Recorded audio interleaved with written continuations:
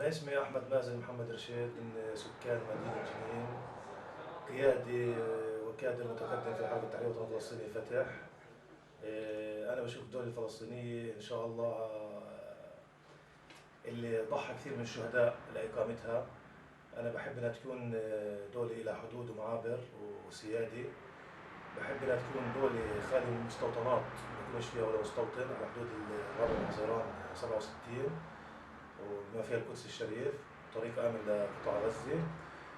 وكمان بحب تكون هاي الدولة الفلسطينية لها مطارات، يعني الأجواء تكون معنا، ما حد يكون يعني له علاقة في أجواءنا، نسافر وقت ما بدنا، نطلع وقت ما بدنا. بحب يكون فيها يعني في المستقبل إنه نرعى أولاد الأسرى وأولاد الشهداء اللي هم ضحوا وناضلوا عشان يعني نوصل لمرحلة الحلم الفلسطيني اللي رسخوا فينا الله يرحمه الزعيم الراحل ياسر عرفات، وغاد كمل مشواره كمان الأخ أبو مازن اللي هو رئيس الدولة الفلسطينية إن شاء الله.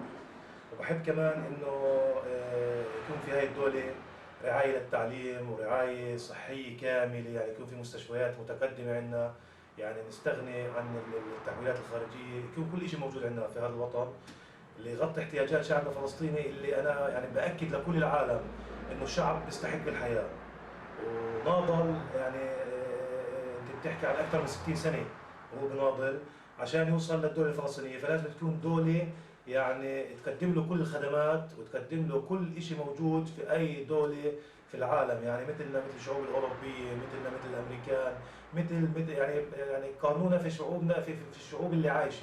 إحنا ناس يعني لازم كل العالم يشوفنا إحنا ناس نستحق الحياة.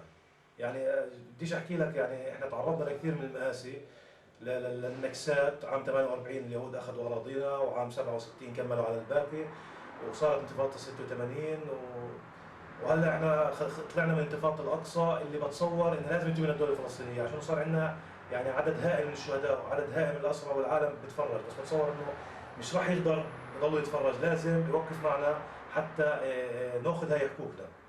وبتصور كمان إنه دولتنا الفلسطينية يعني لازم يكون يعني الكل شايف عالمنا العربي الثورات اللي قاعدة بتصير فيه اللي هي ثورات الشباب، لازم يكون اهتمام أكبر في قطاع الشباب، يعني يكون في ملاعب، يكون في أماكن ترفيهية، يكون في فرص عمل لكل واحد بيتخرج من الجامعات. وبتصور هذا يعني مش حلمي أنا، هذا حلم كل فلسطيني، بس كل واحد بعبر فيه يعني في الطريقة اللي هو بيشوفها مناسبة. وربنا يوفق الجميع ويوفق قيادتنا السياسية وتوصلنا لحلمنا الفلسطيني بإقامة دولتنا الفلسطينية وعاصمة القدس الشريفة.